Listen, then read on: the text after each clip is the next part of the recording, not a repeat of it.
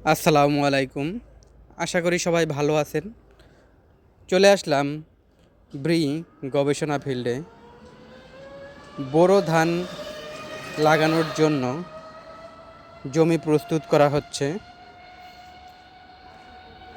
জমিতে খ্যার সহ চাষ দিয়ে দেওয়া হচ্ছে ট্রাক্টর দিয়ে। ট্রাক্টর দিয়ে চাষ দেওয়ার পরে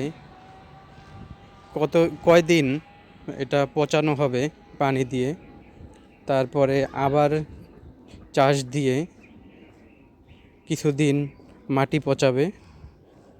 এরকম ধাপে ধাপে চাষ দিয়ে মাটি সমান করে তারপরে ধান রোপণ করা হবে।